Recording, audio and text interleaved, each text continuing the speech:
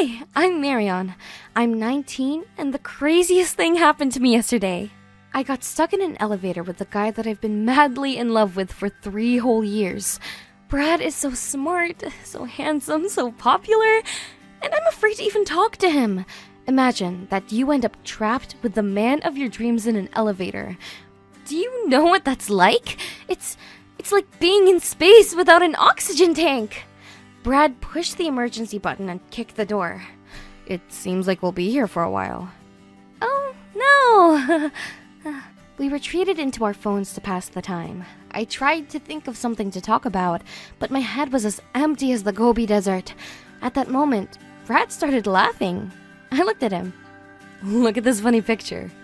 It was a picture of a cute corgi dressed as Batman. Underneath the caption was, "This city needs a hero." Oh, look! Something to talk about! Do you like dogs? Brad immediately stopped looking at his phone. Yes, I really do. I have a lab and I'm trying to dress him up, but it isn't working out so well. Before long, we were already happily chatting about dogs. I was so absorbed in our conversation, I even stopped blushing. After about 5 minutes, Brad complained. Ugh, I want a drink so bad. I wanted to buy some water, but I forgot. Next, I gave Brad a mint. Take it. If you eat it, your throat won't tickle anymore.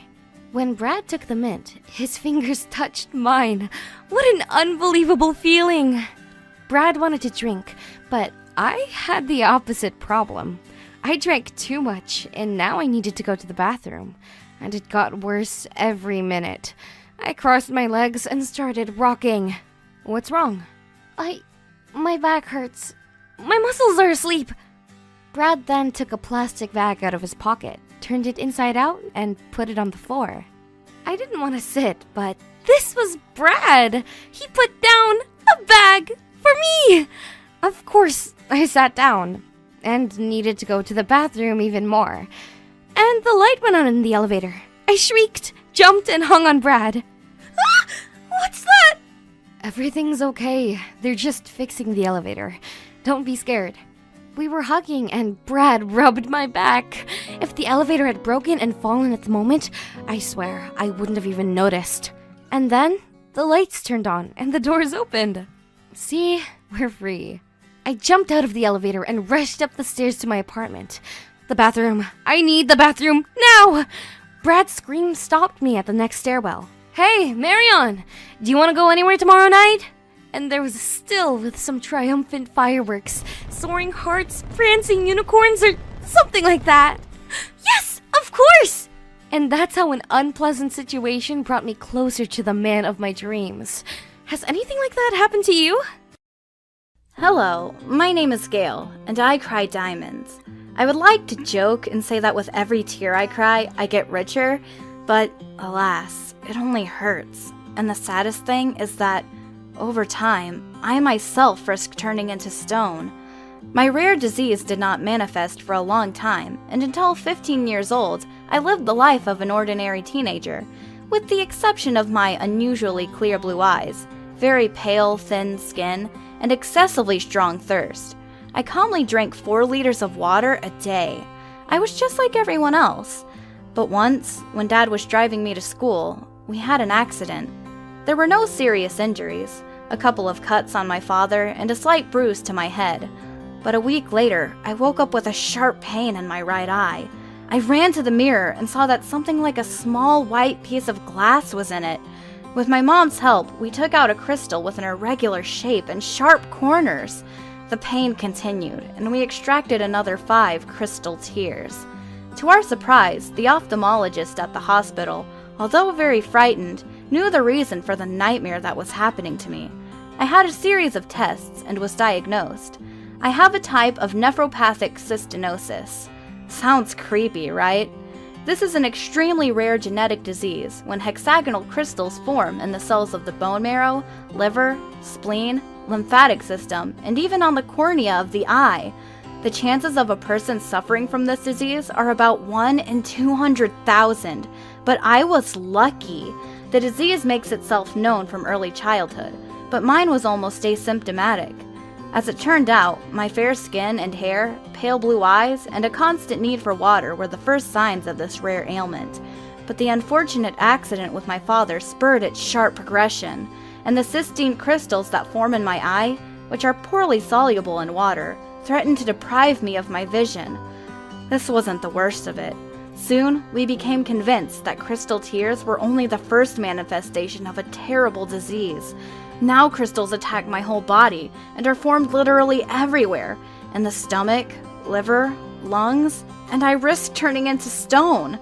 But an expensive operation and further therapy could save me. The money has already been raised, and I really hope that I will be able to beat this disease. And then, if I cry, it will be with joy that everything is in the past, and instead of pain, these tears will bring relief, and instead of crystals, it will be ordinary water that gently flows down my cheeks. Hi guys, I'm Sylvia, and I am 22 years old. I'm going to tell you an unbelievable story about how I got on my boyfriend's Instagram and what I found there. I met Bill back in college, and I immediately liked him. Handsome, smart, funny. I was the initiator of all our dates. I hinted to him that I wanted a relationship, so we started dating, then rented a house together. I was so happy to be living with the person whom I loved and who loved me. At first, our relationship was perfect, but as time wore on, something changed.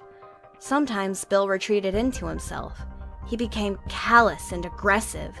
He would sit all evening buried in his smartphone. When I tried to cheer him up or distract him, Bill was angry, shouting that I was keeping him from resting. But on other days, everything was just fine.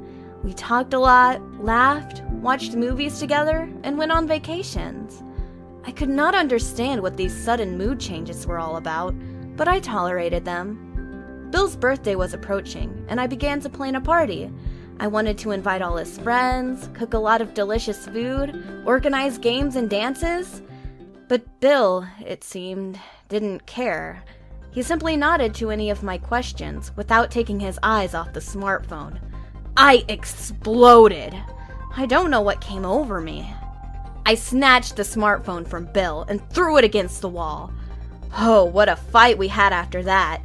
Bill grabbed his broken phone and his jacket and ran out of the house, and I sat on the couch and cried. I was so bitter and offended. By the evening, I had calmed down and regretted my outburst. As always, I came up with a million excuses for Bill, and on his birthday, I gave him a new phone. The old one was still working, but his screen was cracked and the phone looked just awful. Bill was so happy about the gift that I felt like a fairy godmother. How nice it is to give people joy. The next week, everything was wonderful. But then Bill became indifferent to me. Again, completely switching his focus to his smartphone. I decided that it was time to deal with this situation.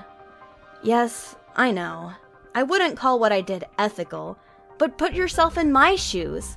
My significant other had been acting very strangely for several months and didn't respond to questions. I was afraid for him. Basically, I found his old phone in the closet and turned it on. Apparently, Bill had removed all the screen locks from it, probably because the broken screen was malfunctioning. The first thing I saw on the screen was Instagram. I logged into Bill's account and almost dropped the phone from what I saw. It turned out that my boyfriend had been flirting with 2 girls for several months, and even dating one. I recognized her. She worked as a cashier in the movie theater. We often bought tickets from her. My first desire was to tell Bill everything I thought about him and to end the relationship. But then I became curious. To how low a level could one man stoop? So, this meant that I was the convenient girl. But then he found these chicks for feelings? Or how does it work? Why was he staying with me, but flirting with others? For a whole month, I watched Bill, and when he was not at home, I read all of his messages. He would first kiss me, hug me, and tell me he loved me very much. Then he would write to those girls that I was boring, stupid, and indifferent. He confessed his love to each of them and only said nasty things about me. Unbelievable two-facedness. Finally, my patience had run out. After Bill had just written another love message, I grabbed his brand new phone and threw it to the floor. Then I offered him the old one. Here you go, dear.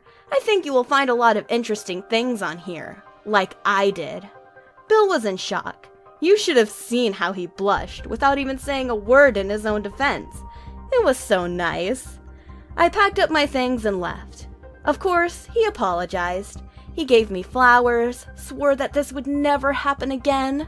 But I had already seen this man's true colors. We broke up forever, and I do not regret anything. Have you ever checked your lover's phone? What did you find? And what did you do in that situation?